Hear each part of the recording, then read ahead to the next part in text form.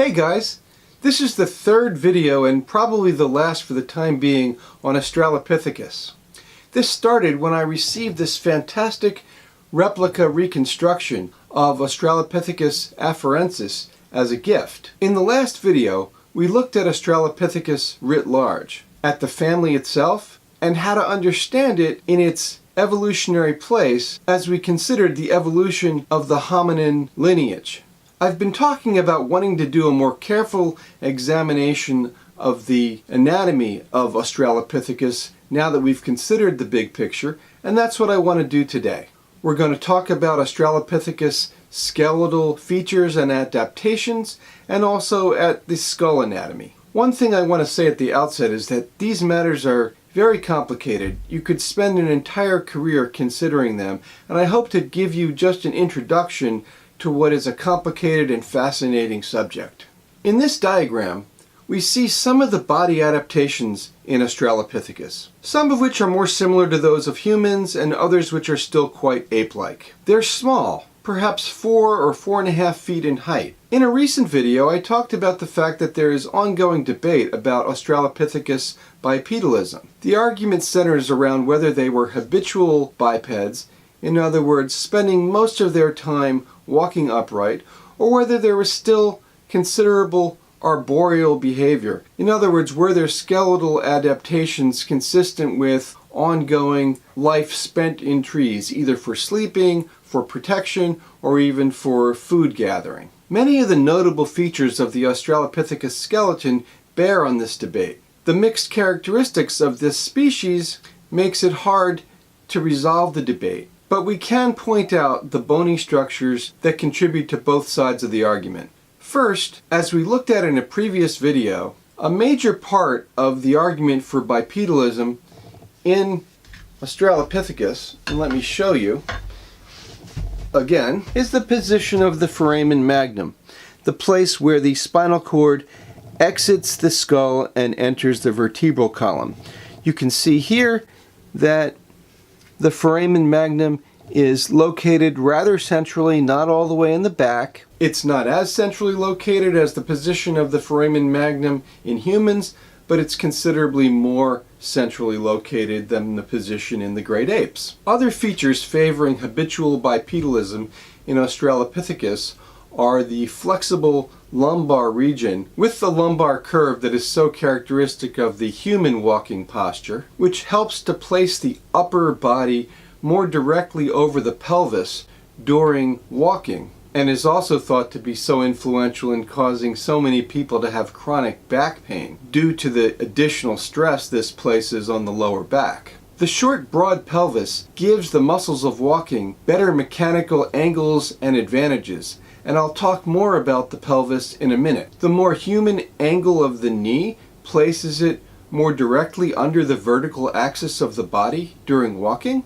and a stiff arched foot is less adapted for climbing and allows a spring-like mechanical transfer of force during locomotion. Features suggestive of continuing arboreal life include relatively long arms, although not as long as those of the chimpanzee. And while they have not retained the grasping big toe, they do have fingers and toes that are more curved than ours, which appear to give them an advantage in climbing.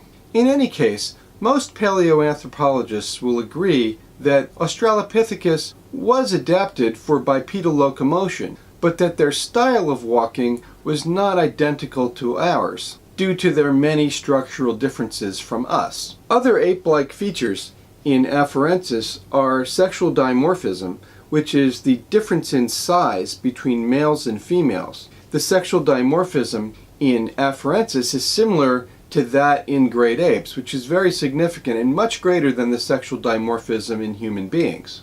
And their small brain size, maybe a third of the human brain size, which is similar to the brain size of great apes like gorillas and chimpanzees.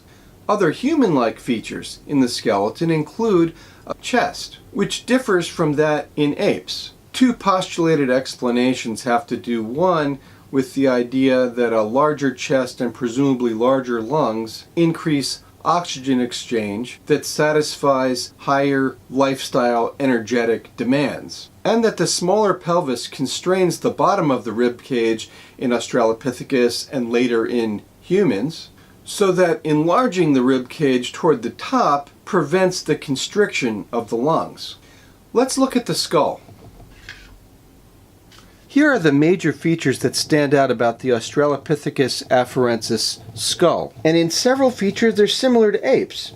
They have this small brain size, a jutting or prognathic face. The human face basically comes straight down from the top of the skull downward, and this Australopithecus skull juts out in that direction forward. And also the strong brow ridges, also called the supraorbital torus. Now, they do have large teeth, though notably reduced canines. I guess there's a canine for you. It's reduced in size compared to that of apes. The molars, too, while larger than human molars, they're considerably smaller than the molars of the great apes.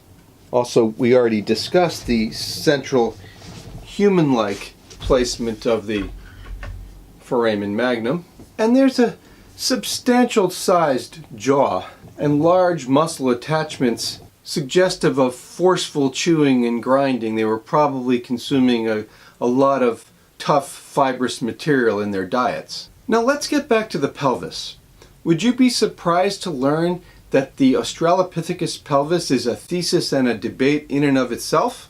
A short general video isn't conducive to the details of this, but the changes in the pelvis from the previous common ancestor as seen in the pelvises of the great apes are extreme. The pelvis is shortened and the ilium bones flare widely, which is an important part of the hip joint and its muscular attachments. The muscles gain a significant mechanical advantage from the anatomical change in the pelvic shape that facilitates walking and long extension of the stride. The struggle to understand the Australopithecus pelvis centers around three forces that are potentially involved in its reorganization. Often this is couched in a duality, the needs of bipedalism versus the obstetrical considerations. The third is the role of changing pelvic structures in thermoregulation, but I'm not going to talk any more about that here. But as far as bipedalism goes, the goal and largest advantage comes from the ability to take a large stride with high mechanical efficiency and with stability to prevent falling. So being able to balance the upper body on long extended limbs seems to require the reorganization of pelvic anatomy in Australopithecus. The details of this are complicated and are more than I'm going to cover here. But balanced against this are the consequences of pelvic reorganization for childbirth. The pelvic outlet in primates is wide and open, not placing significant restrictions on childbirth. There's debate about what restrictions the pelvic anatomy places on childbirth in Australopithecus. The bony pelvic birth canal in humans is much more restricted, especially with the additional constraint of large head and brain size in the Homo lineage. This requires a maneuver in childbirth not known in other primates called rotational birth. The human baby must go through a series of twists and turns during birth, the first to allow the large head to be aligned in such a way that permits its transit past the lower pelvic bones, and then again further twists to allow the passage of the large shoulders. The large and relatively open pelvic outlet in great apes doesn't require these rotations. When it comes to Australopithecus, the situation is not well understood. We have no living examples to study. Some scientists argue that Australopithecus anatomy was significantly different, that rotational birth was not necessary and didn't happen in Australopithecus.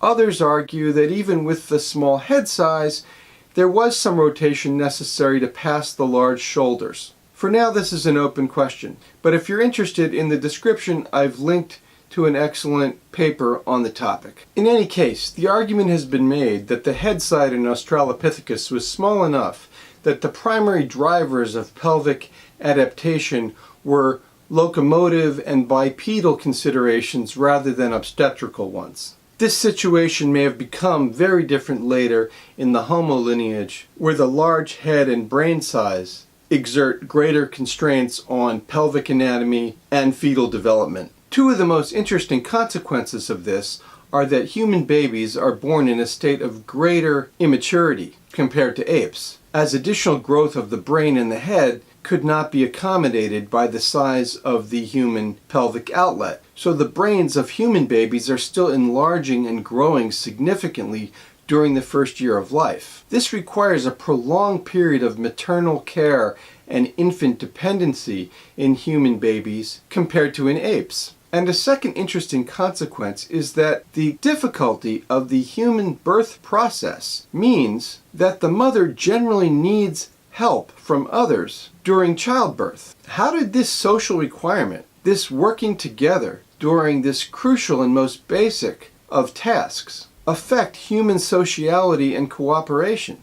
Unlike many other animals who give birth alone, human beings could not continue as a species without the cooperation with other human beings. It is interesting at least to consider the possible ways that the requirement of cooperation between mothers during this vital act of childbirth may have had critical effects on human relationships in terms of mutual assistance, communication, intimacy, and empathy. This broad area, the tension between bipedalism and the effect of its anatomical adaptations on childbirth, is often called the obstetrical dilemma, and it definitely merits a video of its own. The obstetrical dilemma may not have applied yet to Australopithecus. Another difference, possibly quite important, between the human and Australopithecus lineages, which supports the notion I expressed in the last video. Australopithecus in so many ways is well thought of as a bipedal ape. Be sure to subscribe. You can follow my Instagram, and thanks a lot for watching.